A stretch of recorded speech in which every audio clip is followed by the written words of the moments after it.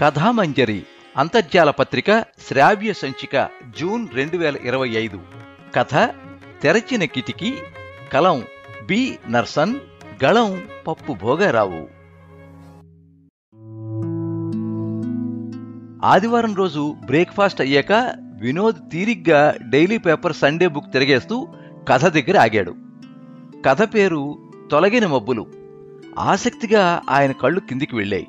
కథ సంభాషణతో మొదలైంది ఇలా: మనం అమ్మాయి మాటలు నమ్మి ఊర్లో ఉన్న ఇల్లు అమ్మేసి డబ్బులు ఇవ్వడం తప్పైపోయింది సుశీల అన్నాడు పడక కుర్చీలో కూర్చుంటూ భీమారావు.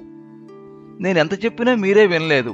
ఉన్న ఒక్క అమ్మాయికి కాకపోతే మన ఆశ ఇంకెవరికి అన్నారు కదా అంది సుశీల. మేము హైదరాబాద్లో ఉండగా మీరు అంత దూరాన్ని ఊర్లో ఉండడం ఎందుకు?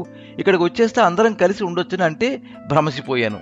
కానీ ఇలా జరుగుతుందని అనుకోలేదు అన్నాడు భీమారావు తలని ఊరుకుంటూ. ఇల్లు అమ్మిన డబ్బును వెనుక ముందు చూడకుండా మొత్తం 30 లక్షలు తీసుకెళ్లి అల్లుడి చేతిలో పోసి నా అంత గొప్ప మామయ్య లేడన్నట్టు పోజు పెట్టారు. 6 నెలలకే అసలు రంగు బయటపడింది అంటూ పాత మాటే మళ్ళీ అంది. ₹1 కోటి ఫ్లాట్ తక్కువకు దొరుకుతోంది. ఇప్పుడే బుక్ చేసుకుంటే 20 లక్షలు తగ్గిస్తారట. 3 బెడ్రూముల పోర్షన్.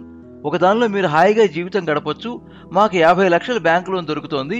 అయితే అర్జెంటుగా 20 లక్షలు డౌన్ పేమెంట్ చేయాలి అని అమ్మాయి అనగానే ఇంటి కాగితాలు కుదువబెట్టి డబ్బు సర్దక తప్పలేదు మరి అని చేతులు నులుముకున్నాడు. అంతటితో ఊరుకుంటే ఎలాగోలా ఇల్లు కాపాడుకునేవాళ్ళం కదా అంది పెదవి విరుస్తూ. ఫ్లాట్ రెడీగా ఉంది కానీ ఇంటీరియర్ ఆగిపోయింది.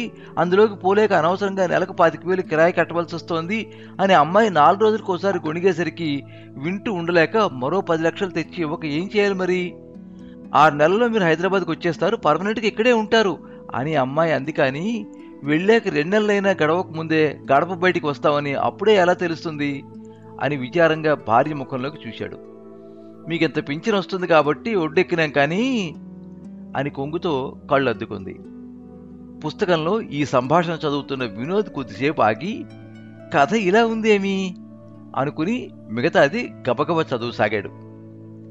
ఇల్లు అమ్మేసి వచ్చిన భీమారావు సుశీలను 4 రోజులు బాగానే చూసుకున్న కూతురు శృతి, అల్లుడు వినోద్ ఇంటి పనంతా వారి మీదేసి అది శుభ్రంగా లేదు, ఇది రుచిగా వండలేదు అంటూ చిరాకు పడడం మొదలెట్టారు.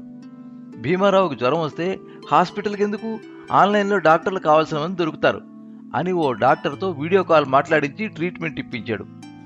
డాక్టర్ దగ్గరికి తీసుకెళ్తే టెస్టులు చేసి 2 రోజుల్లో తగ్గే జ్వరం ఫోన్ చికిత్సతో వారం రోజులు వాంతులు విరోచనాలై భీమారావును సగం చేసింది. భర్త బాధ చూడలేక సుశీల ఇదేం పద్ధతి అని కాస్త గట్టిగానే అడగడంతో అల్లుడు విసుక్కోవడం, అమ్మాయి మాట్లాడడం మానేయడం మొదలై ఆ ముసురు గాలివానై ముసలాళ్లను రోడ్డు మీదకి తెచ్చింది. తిరిగి తమ ఊరికి వెళ్లేందుకు ముఖం చెల్లగా దగ్గరలోని పట్టణంలో కిరాయి ఇంట్లో కాలం గడుపుతున్నారు. చదవడం ఆపి శృతి అని గట్టిగా పిలిచాడు వినోద్.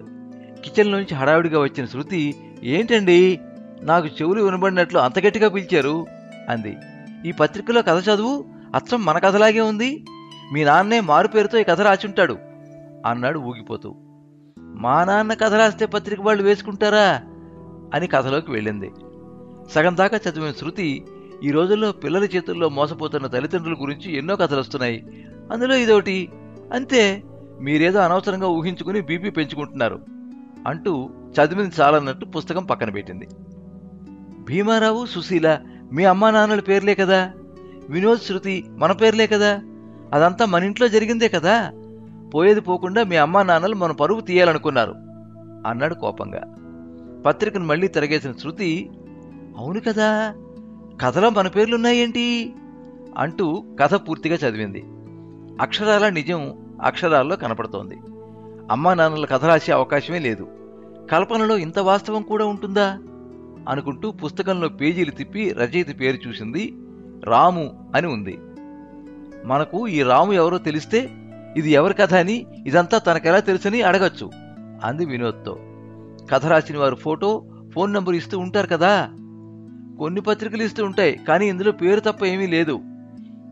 ఈ రచయిత ఎవరై ఉంటారు అనే పరిపరి విధాల ఆలోచనలతోనే వారి ఆదివారం గడిచిపోయింది.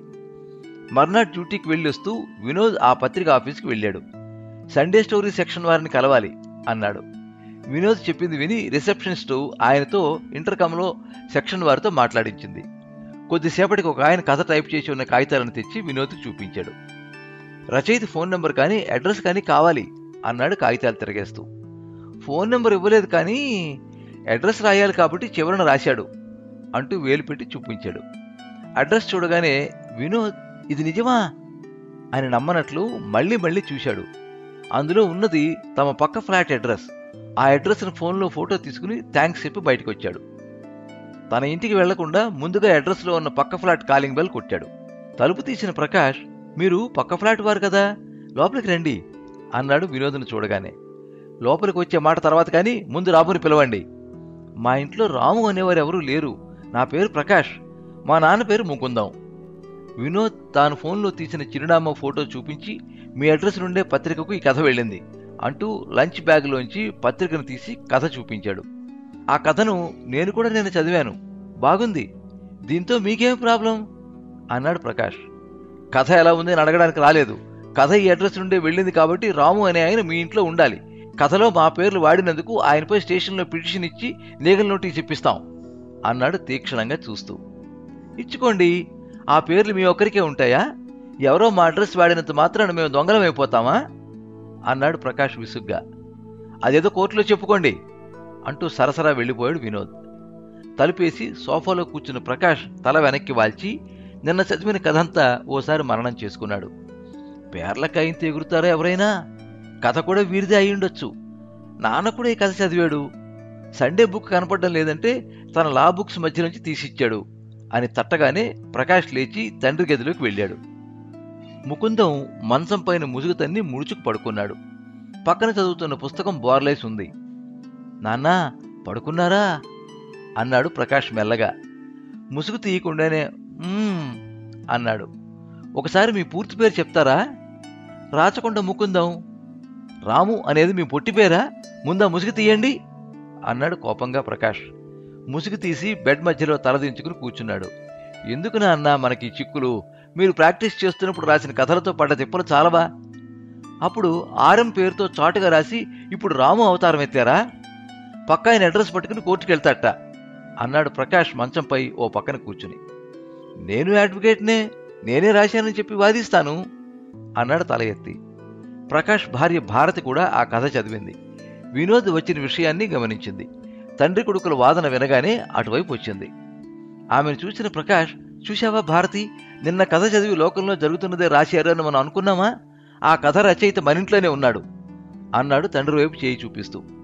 కోడలి మొహం చూడలేక ఎత్తిన తల మళ్లీ దించుకున్నాడు ముకుందం ఉరఫ్ రాము. మామగారి బాత్రూంలోకి పక్కింటి ముచ్చట్లన్నీ వినిపిస్తాయి. ఆ ముసలాళ్ల బెడ్రూమ్ కిటికీ వీరి బాత్రూమ్ వెంటిలేటర్కి ఎదురుగా ఉంటుంది.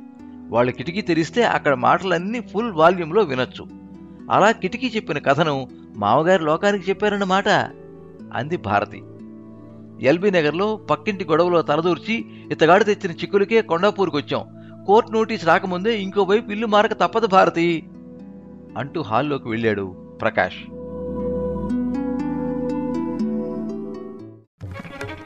కథామంజరి మీరింతవరకు తెరచిన కిటికీ కథ విన్నారు. కలం బి నర్సన్, గళం పప్పు భోగరావు.